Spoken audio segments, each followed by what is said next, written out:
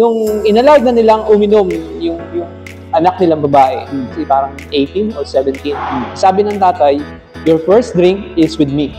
Sabi niya dun sa anak na babae. Alam mo ginawa ng tatay?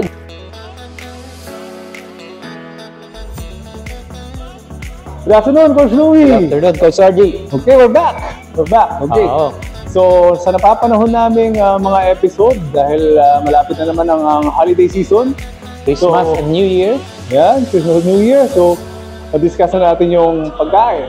Ngayon naman is yung kasabay ng pagkain, yung alcohol, di ba? Madalas yan. Kumbaga, sigurado na yan. Sigurado na yan. O, sigurado na yan, di ba? Ayaw pa ng mga Pilipino, ang hilig natin is karaoke. Oo. Tsaka pag may gatherings, diba? Hindi mawawala. Kain, inom, at karaoke. Yan ang mga typical na Pilipino, di ba? Kahit saan ka mapupunta, kahit dito sa Dubai, meron yan. Oo, totoo. Diba? So, alcohol, di ba? Ano ba yung mga effects sa katawan? Ano ba yung mga pwede natin gawin? Diba? Ano ba yung may benepisyo ba ang alcohol? Para bigyan na natin sa kanila lahat ng mga information na ano natin, di ba? Research natin. So, tawag dito, so simulan natin. Pag-usapan na natin to. Pag-usapan natin. Okay. Mga kababayan, kwentuhan tayo. Okay. Alright. So, alcohol, Coach Louie, is it good? Ano sa tingin mo, Coach Louie? Meron bang mga benefits ng alcohol? Meron din, pero very minimal, I would say. You know? Actually, ako sa na-research ko recently, it's an empty calories, sabi.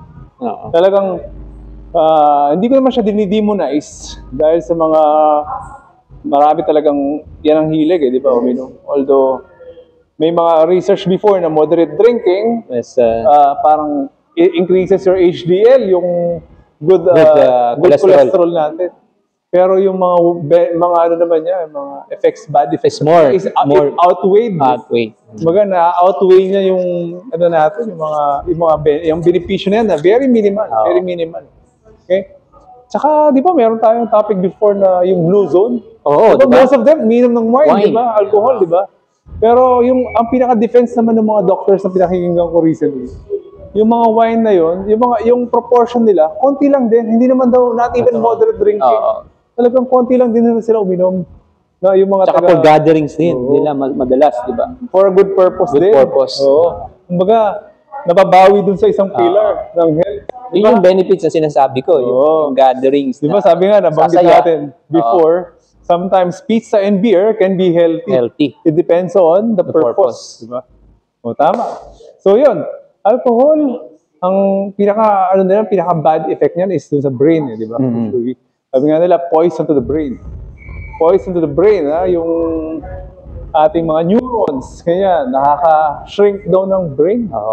Ang alcohol. Sabi nila, normally nare-reduce yung volume ng brain mo habang tumatanda. Pero with alcohol, lalong bumibilis ang reduce ng volume ng brain. At saka, isa pa rin, Coach RJ, para sa akin kasi pag sinabing alcohol talaga, di ba, ano siya, it kills bacteria, di ba? Yun pa yung isang effect niya. Yung microbiome natin, di ba? Yung gut. So, brain and gut. Yan ang pinakamalaking impact na nagagawa ng alcohol. So yun, tama. Yung brain and gut, medyo sinusunog na yung both na yun. So, sabi nila, kahit moderate drinking daw, yung 1 to 2 drinks a week, it has an impact. So, ganun ka, talaga ang impact. What more kung talagang binge drinking ginagawa mo. Di ba marami kasing gumagawa niyan, yung mga talaga hanggang malasing, di ba? Hanggang papakalasing. Hanggang sa, kasi mga iba psychological Coach Louie, marami ako na pakinggan na scientist na sinasabi nila na yung mga iba, parang parang ayaw nila yung personality nila. Kaya parang nangyayari, yung pag umiinom sila, ibang tao sila. So, mas gusto nila yung personality nila kapag umiinom sila. Kumbaga, wala daw silang social courage. Kumbaga, kapag wala yung alcohol na parang ito yung pang ano nila. Ito yung pang tabla nila.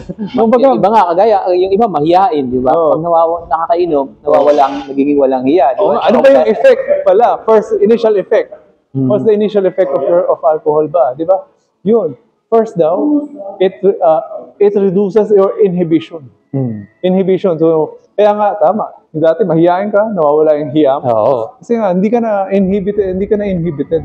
For example, kapag napumunta ka daw sa isang party, no? Kita mo lahat. Nagsiserve na ng drinks, no?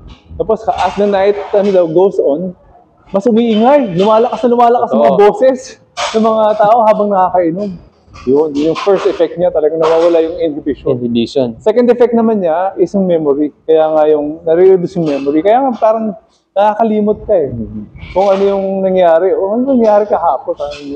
Parang nalalasing ka. Tapos yung third na effect naman daw niya, sabi niya, dalawa daw. It divides into two.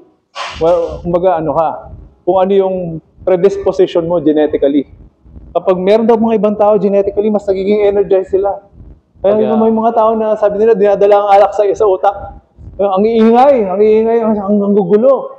Kasi minsan naman, nagiging natutulog, natitipsy. Ako, nandito yata ako sa side na medyo, tamang antok lang, ganun lang.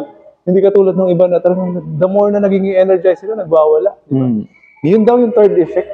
Na-divide into two.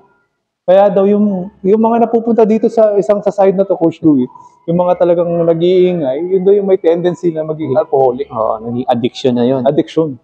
Tapos, sabi nila, yung addiction, nagko-contribute din daw dyan yung kung gaano ka kaaga nagsimulang uminom. Kapag medyo bata-bata ka pa lang at nag-start ka na, mas mataas daw yung chances mo na maging alcoholic ka. So yung mga kabataan natin dyan, bantayan nyo po. Legal age, 21 years old, that's when they should start. Ngayon, napaka-mababa na, may mga 14, 15, 16. Siguro nag-start ako na nakatikim ng alcohol, Coach Louie, first ko is 20 years old na. Wow. 20 years old na. Nung nag-intern na ako. Pero I was a very good boy. Masasabi ko dahil talagang wala, yun lang.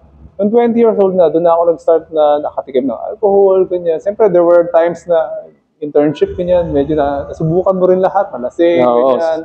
Pero, yun, at least, papunta ako dito sa fitness, sa health, di ba? Alaman mo yung bad effect ng alcohol, di ba?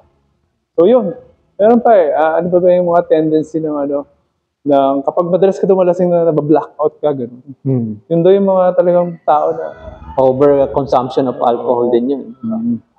Tapos, yung mga iba pa, na may mga sinasabi pa sila na parang hindi sila sanay makipag-socialize without the alcohol. Kaya nagiging dependent sila sa alcohol. Kasi parang feeling nila, ibang tao sila pag may alcohol sila. Diba? So, akala nila, yung mga kainuman nila are their friends. But in reality daw, they don't have friends, but they only have drinking buddies. Drinking buddies lang, di ba? They don't have friends, but drinking buddies. Totoo yun. Meron nga isang scientist mabanggit ko lang, sabi niya na nung naging sober siya, malis na siya dahil tinalikuran na niya ang alcohol. Sabi niya, mas dumami daw yung true friends niya. Mas gumanda daw yung relationship niya. Sabi niya, may mga nawala man, pero yung mga true friends talaga, doon niya na. Kasi nga, kung naman, di ba, hindi yung ibang yung totoong ikaw eh. Yung normal na sitwasyon. Tama. Pag hindi mo gusto yung totoong ikaw at nagdidepend ka sa alak, masama yun, sabi nila. Kasi parang kang si Hekel and Jekyll. Meron kang alter ego na tinatawag, di ba? Hindi pala yun ang tunay mong katauhan, yung nilalabas mo habang nag-iinom ka. Di ba? Napakagandang mga, di ba? Mga findings ng mga ating nakalap dahil dito sa alcohol na to. Di ba? So, ano pa ba, Coach Louie? Ang sa akin, Coach Sergi, ang may dadagdag ko, kasi yung alcohol, nagiging bad siya, yung effect niya talaga, kapag sobra. Di ba? Kaya binabanggit natin. Huwag naman tayo mag-dogmatic, di ba? Huwag tayo mag-dogmatic. Pero pag uminom dapat tayo, yung purpose natin, di ba? Ano ba yung purpose mo para uminom? Para ba malasing? Di ba? To socialize, to enjoy, di ba? So dapat, sa pag-iinom, meron tayong limitation. Control natin yung sarili natin. Kasi yun ang nangyayari, ito yung general, kapag umiinom, out of control. Di ba? Inom lang ng inom hanggang yung iba, di ba? Kasi alam mo, Coach Louie, hindi natin masisi. Yung mga iba, they like that feeling. Umaabot sila dun sa point na naging addicted sila dahil they like the feeling of Being drunk. tipsiness, they like the feeling of getting drunk. Parang yun yung mga nagiging alcoholic na talaga. Diba? Pero tama ka. Ako, yan ang principle ko Coach Louie. I drink socially. Hindi ako iinom ng mag-isa. Yung may alak ako, nasa kwarto ko, mag-iinom ako ng mag-isa. Never. Kumbaga, iinom lang ako pag alam kong saan ba itong company na to. Masaya to. Sabi ko, may music merong gitara, merong ganyan. Ay, masaya to. Okay, dito. Diba? Kasi may after effect yun dun sa stress reduction sa isang pillar of health, yung happiness. Diba? So, ay, masaya ba to? Uy, pamilya ko to. Oo, masaya to. Kailan ko ba sila na huling nakita? Last year pa. Oh, masaya to. Okay, masaya. Okay, so choose the occasions when you drink. Siguro yan ang magandang tip, di ba? Huwag kayong iinom ng basta-basta. Just choose the right occasion. The right occasion. Yung purpose, dapat lagi nyo alam. Ako naman, Coach Sarge, siguro, hindi ako yung sa akin, yung ma-share ko lang. Kapag umiinom ako, lagi kong iniisip anong effect nito sa katawan ko Lagi akong ganun. Kaya lagi ako pag umiinom ako, control ko talaga. Kasi ayoko yung natatandaan ko nung medyo kabataan pa natin. Napainom ako nung Smirnoff. Nakalimutan ko, apple lang pala yung kinain ko nung gabi na yon. Apple lang. Apple lang kinain ko. Nag-shot ako ng 2 shot ng Smirnoff. Pagdating ng mga bandang alas 2, alas 3, yun sumuka na ako. Parang feeling ko mamamatay na ako. Yun talaga yung tinandaan ko na sabi ko, hindi na ako iinom ng... Yun pa pala. Tama, Coach Louie. Yung effect niya. Yung effect ng pagkain kapag kumakain ka or kumain ka before ka uminom, kasi ang ang alcohol pala is both ways water and fat soluble. Napakabilis niyang ma-absorb sa cells ng katawan mo. It's both water and fat soluble. Kahit saan pwede siyang pumasok. So kapag kumain ka, mas nare-reduce yung amount. Kaya dapat may pagkain. Kaya pag kumakain ka, namumulutan ka, pwede rin, di ba? Pero wag kang iinom ng gutom ka. That's Sabi true. Kundi, ang effect sa'yo is triple, quadruple. Quadruple ang adverse effect sa'yo ng alcohol. Tapos, ano pa yung isa kong na-research na bad effect ng is yung sa melatonin 19% of your melatonin is reduced. So, kaya akala nyo nakakatulog kayo ng maayos kapag umiinom kayo? Hindi po. Mas ang problema pa niyan is hindi mo nababawi yun on that day itself. Sabi nila, sira ang circadian rhythm mo for the whole week. Pag napainom ka, papansin natin yan. Ako, ganyan ako, Coach Louie. Isang linggo bago ako makarecover. Hirap makarecover. Dahil ako, Coach Louie, tawag dito, malinis ako, hindi masyadong nagiinom dahil mahilig ako sa exercise. Kapag napainom ako, alam kong sira yung workout ko, sira yung performance ko sa exercise, diba? Nangihina ako, hindi ako makapag-all out, diba? Hindi ako malakas. So weak, diba? Tapos, nabasa about yung effect ng alcohol sa melatonin. 19% reduce ang melatonin.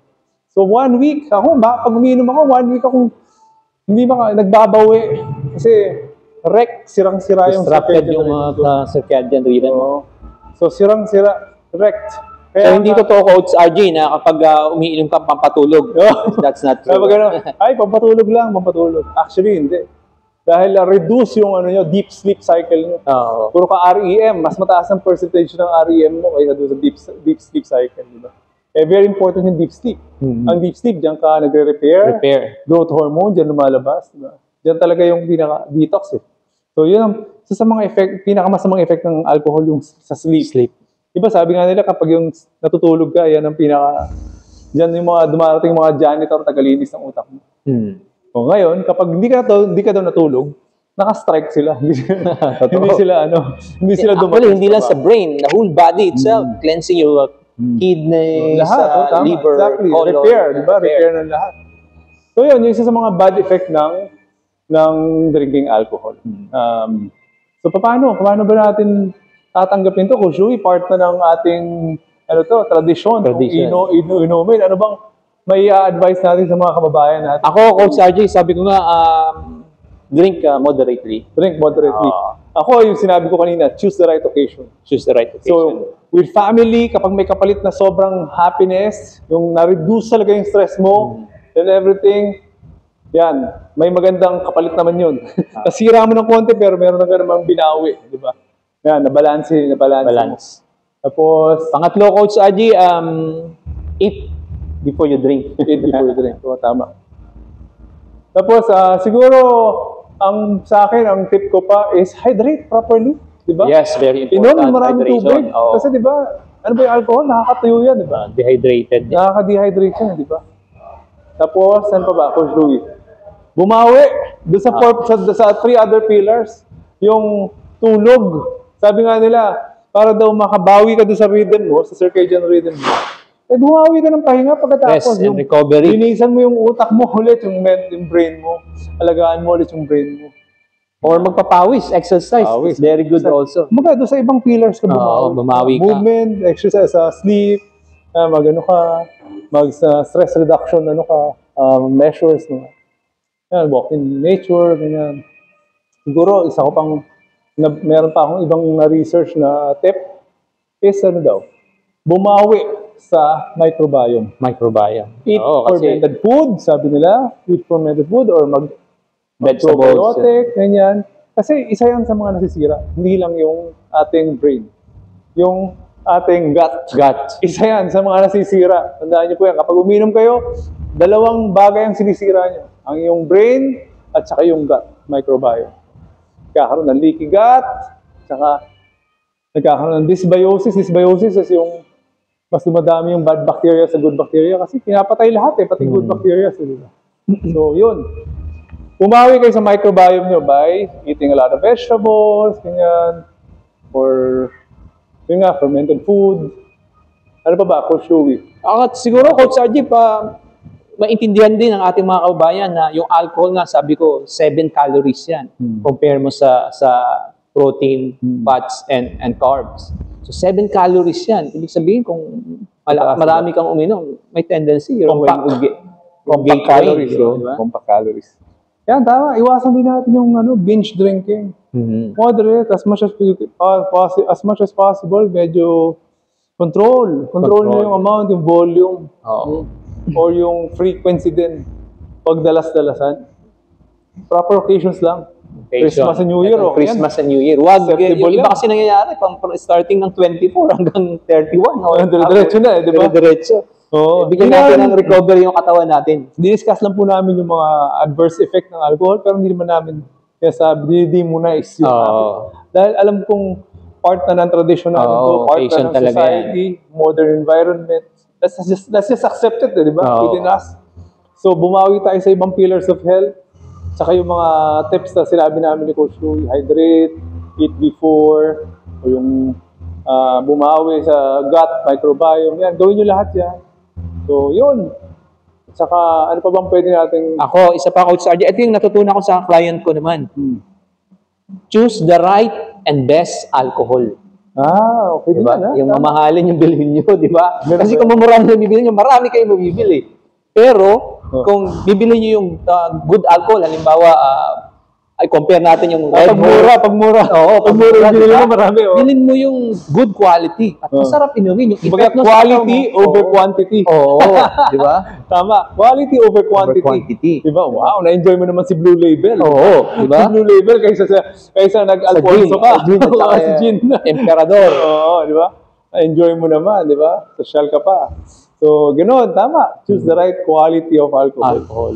Saka siguro, ang gandang advice din Coach Louie, yung mga minimix nyo sa drinks nyo.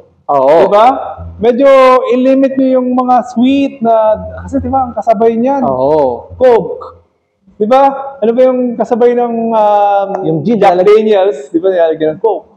Tapos yung nilalagyan ng ng mga oranges or mga fructose drinks, high fructose, high sugar drinks, diba? So limit nyo po yung mga mixing. Kung mas maganda kung spirits mo talagang pure na lang, rocks. Diba yung ice on the rock. Scotch on the rock. Scotch on the rock. Scotch on the rock. So, parang ganyan. Hindi po kami manginginom kaya pasensya na po sa mga term namin. So, mga ganun, tama. Quality alcohol. Kaya ako pag uwi ko, bibili ako ng masarap na wine. Medyo ayun, maganda rin yan. Maganda yung option din yan. Wine. Di ba ang wine is may resveratrol, which is anti-aging po. So, kaya kami, ng wife ko, before yan nga, kapag napauwi ako sa Pilipinas, nag-beer kami, ganyan. Pero nung bandang huli, wine na lang tayo. Kasi tumatanda na tayo, wine. Medyo mas healthy option ng konti. Healthy option. Yun, for purpose, maganda. Kasi kami, bonding namin, ginagawa namin siyang for bonding, habang nanonood ng movies, ganyan. So, yun. Ano pa ba? Coach Louie, ang pwede nating i-advise. So, regarding alcohol. Basta yun, ulitin ko lang, yung mga may tendency po na maging alcoholic. Pag you think you're parang kinokontrol na kayo ng alcohol, medyo mag-isip-isip po kayo, step backwards a little. Kasi ang masama yung... Know your limits. Ang masama kasi sa lahat yung you are not in control anymore. Kumbaga, ibang bagay na yung nagko-control sa inyo. Kumbaga, meron ng... Lutang na. Oo. May remote control na yung alak sa inyo. Hindi na kayo yung... Wala na kayong control eh. You're out of control. So that's the time talaga you need to do something. Do something, maybe join a group or, diba? So yun, kapag may tendency, tsaka sa mga kabataan ngayon, mga magulang po, let's guide po yung mga anak nyo. Huwag silang ma-expose ng maaga. Very important din, Coach RG, eto, kagaya ito, may occasion.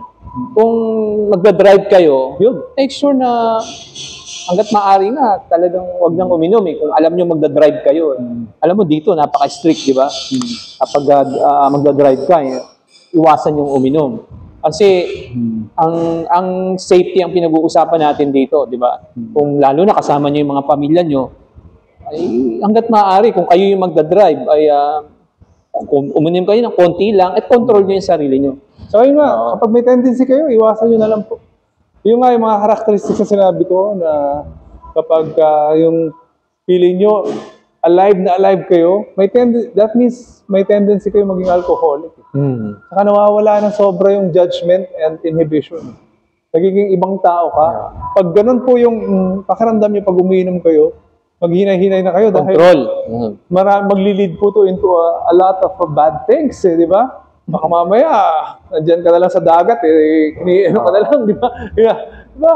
Marami kasi nawawala yung inhibition, judgment, di ba? At saka siguro, Coach RG, sa ating mga kababayan, huwag kayong iinom ng, yung wala kayong, yung tira na makauwi or makarating doon sa higaan nyo. Diba? Reserve. Enjoy nyo yung occasion, pero wag nating sobrahan, di ba?